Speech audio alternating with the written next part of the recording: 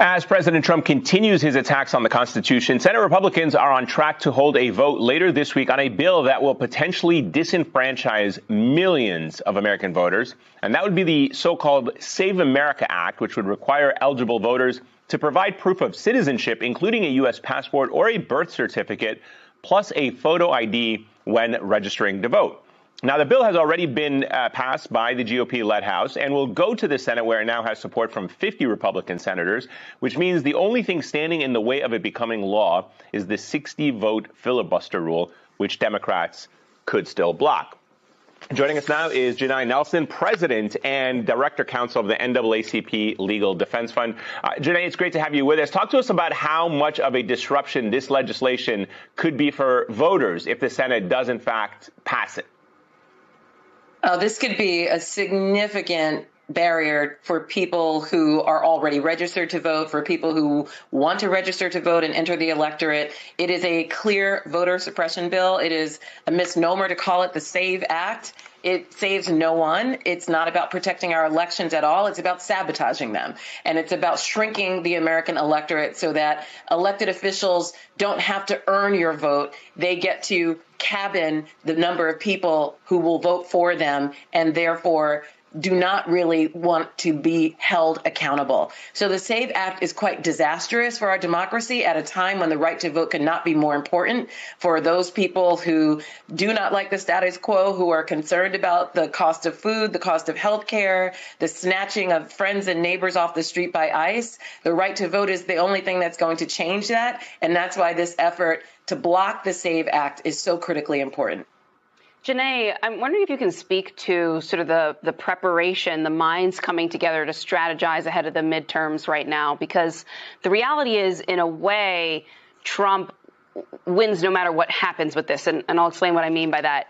Either the SAVE Act passes and he gets these massive restrictions, or if it fails, he'll be able to turn and complain and say that our elections are not secure, this important thing did not work out the way that he was hoping that it would, and he'll be able to use that as a cudgel, as he has with other issues in the past, and to kind of continue the drumbeat to undermine our election security around the country. So given that landscape, what are organizations, people dedicated to civil rights, to voting rights in the U.S.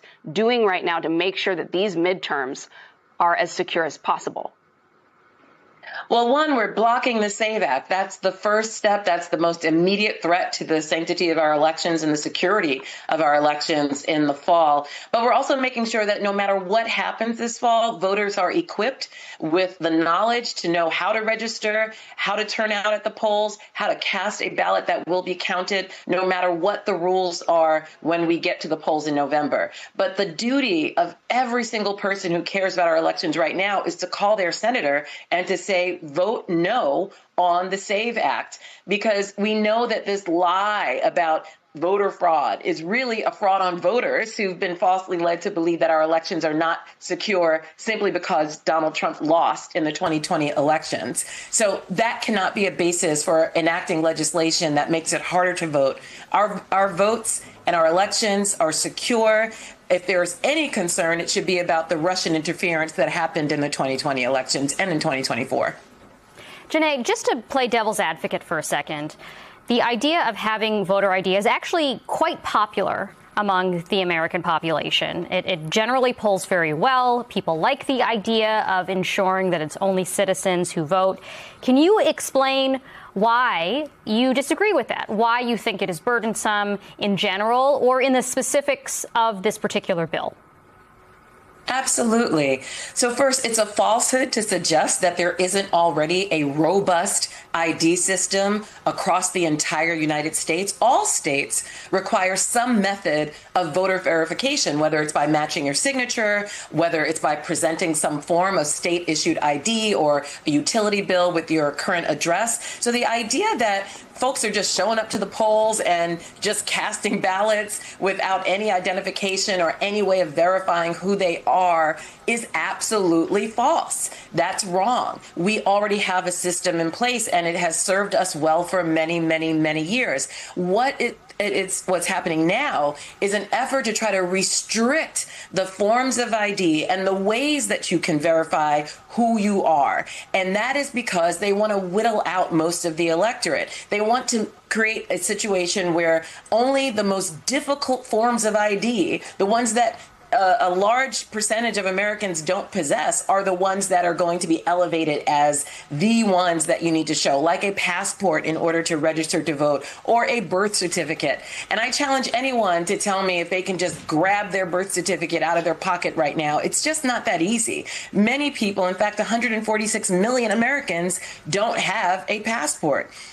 And many don't have ready access to their birth certificate. And to get a passport can cost as much as $130. So what we are in effect doing is reimposing a poll tax on the right to vote. We're making it more onerous when there's absolutely no justification or basis to do so.